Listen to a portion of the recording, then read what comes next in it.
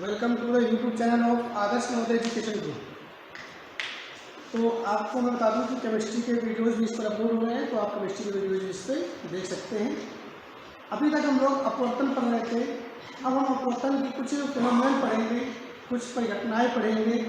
जैसे किसी कांच की सिल्ली से पार्श्विक विस्थापन कितना होता है, उसकी कैलकुलेशन करेंगे, वो फॉर्मूला निकालेंगे।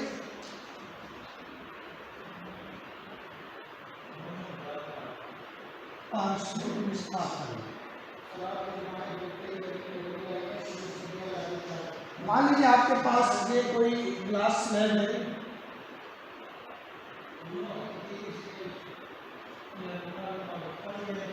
इस पर कोई प्रकाश ऐसे पड़ती है जो कि निकलना चाहती है इस तरह से, ओके। लेकिन ये विरल माध्यम है और ये आपका सरल माध्यम है। इसके कारण ये प्रकाश किरण जो है वो अभिलंब से कुछ इस तरह से झुक जाती है, अभिलंब की ओर झुक जाती है। और इस तरह से जब हम ये दूसरे पृष्ठ से बाहर गुजरती है तो यह प्रारंभिक पथ के समांतर हो जाती है। इस बीच की डिस्टेंस को हम कहते हैं पार्श्विक विस्थापन। इसका फॉर्मूला हमको कैलकुलेट करना है। देखिए क्या हो जाएगा, ये दूसरा नॉर्मल है इस तरह से। ये एंगल आपका होता है पाई और ये जो एंगल है ये आर है। देखिए ये पूरा एंगल आई है, ये एंगल आर है, तो ये बचा हुआ एंगल कितना हो जाएगा, आई माइनस आर हो जाएगा। ओके, अब देखिएगा इसको हम लोग समझेंगे। ये जो डिस्टेंस है, यानी इसको मैं अगर यहाँ पर ये लंब खींच दूँ ऐसे, ये इस पर परपेंडिकुलर हो जाएगा, तो यही तो डी है जो हमें कैलकुलेट करना है। नाम डाल लेते हैं ए बी।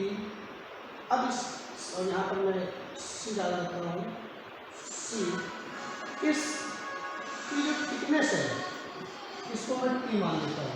मान लीजिए कि प्रकाश के पथ में टी मोटाई की एक आपको पट्टी रख दी गई है। इसका प्रारंभिक जो माध्यम का मूल है, इसका अपवर्तनांक 1 मान लो, ए या वर्तमान। इसका अपवर्तनांक जो न्यूट्री है इसका भी 1 मानता हूँ मैं, ये एयर या वैक्यूम है।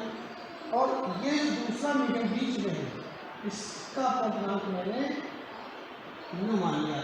अगर ये कांच की है तो ग्लास का अपवर्तनांक लिख देंगे, या प्लास्टिक की है या जिस भी अपवर्तनांक की पट्टी है उसका अपवर्तनांक यहाँ पर लिख दिया जाएगा।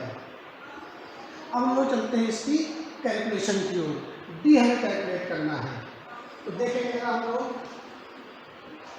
पहले हम लोग लेंगे अपने इस ट्रायंगल को, यहाँ पर डी नाम डाल देता हूँ, बी। ओके, यहाँ पर एक ट्रायंगल ए बी सी दिया जाएगा, ए बी सी। यहाँ से हम निकालेंगे कॉस आर की वैल्यू, जो कि हमें ए बी की वैल्यू को देगा। ए बी की वैल्यू, इसका कंसेप्ट क्या है पहले ये देखो आप। हम लोग इस ट्रायंगल को लेंगे, ए बी निकालेंगे, इस ट्रायंगल को लेंगे और यहाँ पर ए बी का मान रख देंगे, बस आंसर आ जाएगा। तो समकोण त्रिभुज ए बी सी या ए सी बी, समकोण त्रिभुज ACB में यहाँ पर मैं कॉस लूँगा क्योंकि हाइपोटेन्यूज जो कर्ण है वो AB है और आधार जो है वो AC है जो कि T है, और इसका हमको लंब पता नहीं है तो कॉस थीटा ले लेता हूँ मैं कॉस थीटा बराबर आधार। तो कोण के सामने लंब 90 सामने कर्ण हो जाएगा, आधार हो गया AC, आधार बटे कर्ण क्या हो गया, AB हो गया। जो AC की वैल्यू है वो T है, AC की वैल्यू क्या है, T है।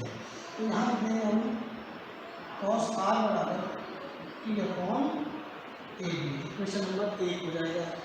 इसके बाद ट्रायंगल ए बी बी ले लूँगा मैं पुनः, क्योंकि 90 डिग्री है तो समकोण त्रिभुज ए बी बी है पुनः समकोण त्रिभुज ए बी बी। यहाँ पर मैं साइन थीटा लूँगा, तो यहाँ पर एंगल कितना है आई माइनस आर है, तो साइन थीटा यानी आई माइनस आर बराबर लंब बटे कर्ण, ये कोण के सामने जो लंब कहलाती है यानी बी डी और कर्ण। इसमें 90 के सामने जो भुजा है वो आपके कर्ण है यानी कर्ण हो जाएगा ए बी, तो कर्ण यहाँ पर हो जाएगा ए बी। इसका मतलब जो साइन आई माइनस आर की वैल्यू हो जाएगी वो कितनी हो जाएगी, यहाँ पर बी डी की वैल्यू डी है जो हमें कैलकुलेट करनी है, डी अपॉन ए बी की वैल्यू ए बी लिख दूंगा मैं यहाँ पर, ये वैल्यू आ गई आपके A B. Equation number second. अब चाहे तो आप फर्स्ट और सेकंड इक्वेशन को आप डिवाइड कर दीजिए तो ए बी से बी कैंसिल आउट हो जाएगा, या फिर यहाँ से ए बी की वैल्यू यहाँ पर पुट कर दीजिए, तो दोनों में से कोई सा भी काम कर लेंगे हम लोग। तो equation first divided by equation second, तो फर्स्ट क्या है आपका कॉस आर और ये हो गया आपका sine I minus R is equal to, equation first में है टी अपॉन ए बी और ये हो जाएगा आपका डी अपॉन ए बी से बी कैंसिल हो जाएगा, जब ए बी से बी कैंसिल हो गया तो रिजल्ट हमारे पास से आएगा, रिजल्ट आएगा आपका cos R upon sine I minus R is equal to T और नीचे बच गया आपका डी। क्या कैलकुलेट करना है, डी निकालना है, तो डी कितना आ जाएगा आपका डी इज इक्वल टू, ये यहाँ पर मल्टीप्लाई चला जाएगा तो T multi sine I minus R हो जाएगा, यहाँ लिखते हैं हम लोग sine I minus R upon में क्या हो जाएगा कॉस आर अपॉन में आ जाएगा, तो यहाँ पर डी की हो गया आपका T sine I minus R, और चाहे तो अपॉन में कॉस आर लिख दें या इनटू सेक आर लिख सकते हैं, cos theta equal to sec theta होता है तो ये हो जाएगा आपका सेक आर। इस तरह से हम देखते हैं कि किसी भी कांच की पट्टिका से अगर हमको नेचुरल डिस्प्लेसमेंट निकालना है तो इस तरह से हम लोग निकाल सकते हैं, तो ये आपका आंसर आ गया। अब आपको आई आर की वैल्यू दी जाएगी, टी की वैल्यू दी जाएगी और उसके बाद आपको इसका पार्श्विक विस्थापन निकालना है जो कि आप इस फॉर्मूले से निकाल सकते हैं। नेक्स्ट हम लोग पढ़ेंगे कि जो किसी जल में हम कोई पॉइंट होता है तो कुछ ऊपर उठा हुआ दिखाई देता है तो कितना ऊपर आता है, तो उसकी पूरी गहराई एक्चुअल डेप्थ और जितनी गहराई महसूस होती है वो हो जाएगी आपकी डेप्थ हो जाएगी, वर्चुअल डेप्थ हो जाएगी। उनमें क्या रिलेशन है वो चीज़ हमें कैलकुलेट करनी है।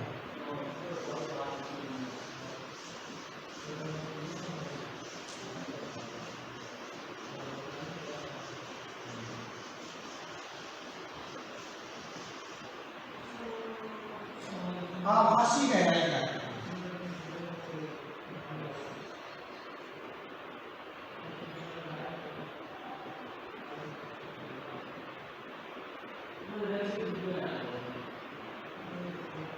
देखिए कैसे इसको हम लोग देखेंगे।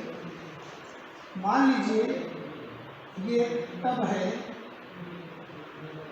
और इस टब में कोई द्रव भरा हुआ है,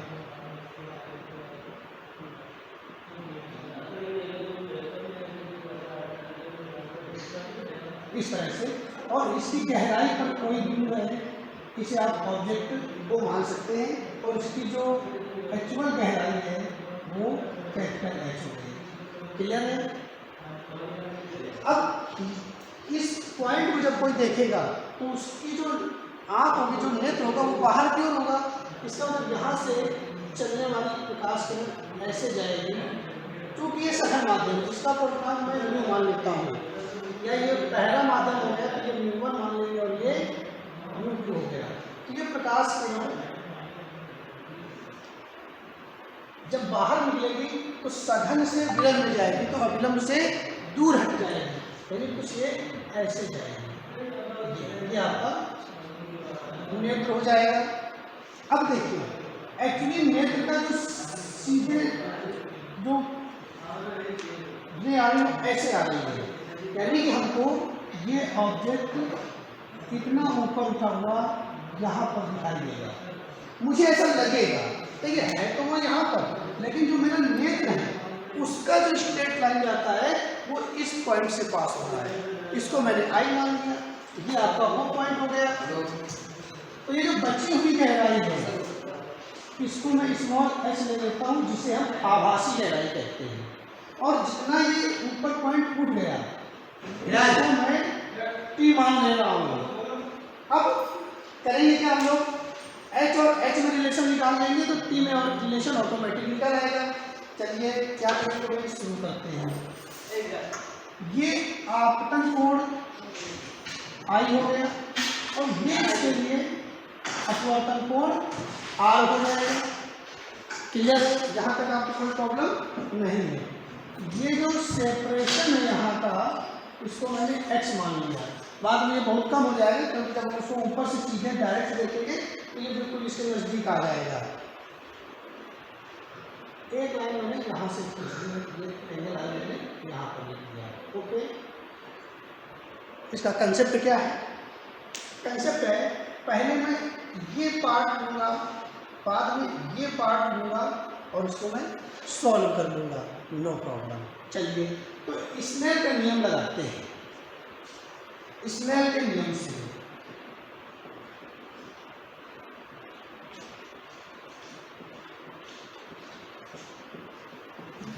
साइन आई को साइन आर बराबर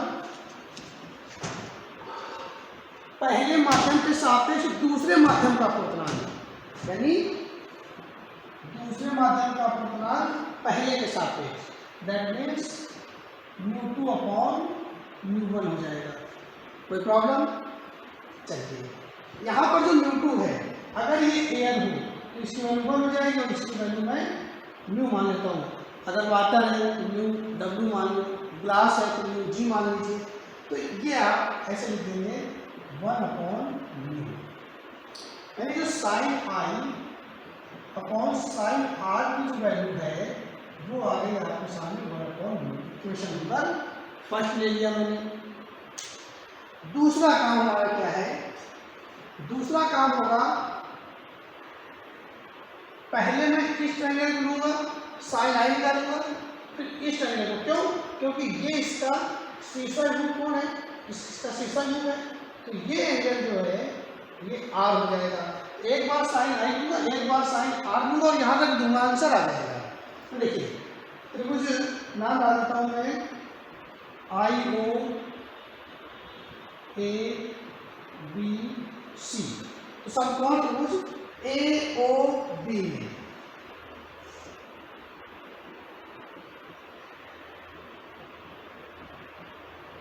समकोण त्रिभुज ए बी ओ में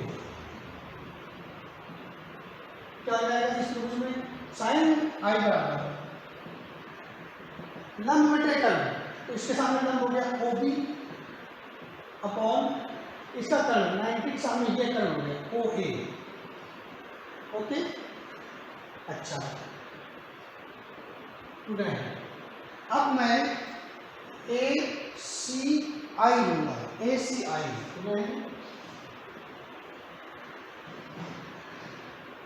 संपूर्ण त्रिभुज ए सी आई में साइन आर बराबर, साइन आर देंगे आर हो गया, तो साइन आर बराबर लंब बटे कर्ण, तो आई सी upon I A, I C upon I ए। समीकरण ये हो गया आपका आई सी और ओ बी बराबर है, ध्यान रखिएगा। तो मैं लिख देता हूँ O B X upon O A, और इसको लिख दिया मैंने आई सी भी एक्स के बराबर है, x upon I A. Okay, अतः sine I upon sine R कितना हो जाएगा, वही यहाँ रखना है।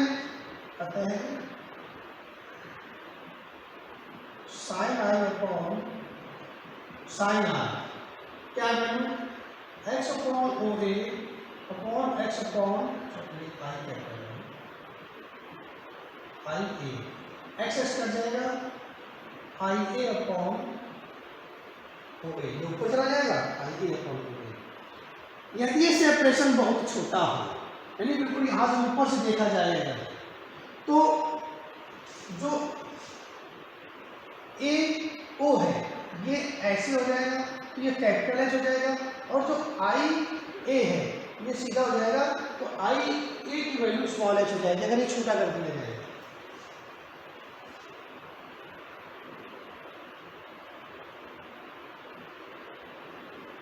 आई A will be known as small H और O A will be known as capital H, तो small H upon capital H.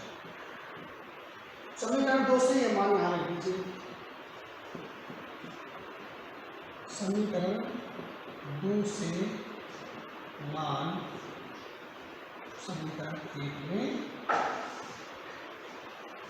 रखने पर, या यूं कह दो कि तुलना करने पर बायां पक्ष बराबर दाहिना पक्ष, तो small H upon capital H बराबर 1/2। चाहे तो न्यूमन लिखे आपको, मैं कह रहा हूँ ना कि आप कुछ भी लिख सकते हैं, ये आप लिखेंगे तो फॉर्मूला वैसा का वैसा बना रहेगा, या capital H upon small H बराबर बस यही फॉर्मूला है इसका, इंपॉर्टेंट फॉर्मूला है, ध्यान रखिएगा। अब इसको अगर पी के फॉर्म में लिखना है तो स्मॉल एच लिख सकते हो कैपिटल एच माइनस टी, तो चूंकि स्मॉल एच बराबर कैपिटल एच माइनस टी, अतः ये हो जाएगा आपका H upon H minus T बराबर, ये भी फॉर्मूला बन गया आपको। स्मॉल एच के फॉर्म में लिखना है तो इसी में कैपिटल एच को हटा देंगे, कैपिटल एच को लिख सकता हूँ मैं H plus T upon H बराबर ये हो जाएगा। चाहे तो एच को इसकी वजह लिख दिया मैंने H upon H plus T upon H बराबर न्यू, या ये 1 प्लस टी अपॉन एच बराबर न्यू, तो टी अपॉन एच बराबर न्यू माइनस 1, ये वो उधर से आ जाएगा माइनस में, टी बराबर हो जाएगा new minus 1 T small H. अगर क्वेश्चन आता है कि किसी पाथ में पड़ा सिक्का कितना ऊपर उठा दिखाई देगा, तो वही तो टी है, तो new minus 1 into small H, इतना सिक्का ऊपर उठा होगा या पॉइंट इतना ऊपर उठा दिखाई देगा, तो इस फॉर्मूले को आप डायरेक्ट यूज कर देंगे, तो इससे आपको बहुत सारे न्यूमेरिकल्स सॉल्व हो जाएंगे, कोई प्रॉब्लम नहीं आएगी। ओके, अब हम लोग अगले वीडियो में क्रांति कोण के बारे में पढ़ेंगे, उसके उपयोग पढ़ेंगे, इसके साथ साथ किसी द्रव में जलती हुई लाइट कितना एरिया कवर करती है, यानी मछली किसी समुद्र के अंदर से कितने भाग को देख सकती है, इसके बारे में हम लोग चर्चा करेंगे। तब तक के लिए नमस्कार।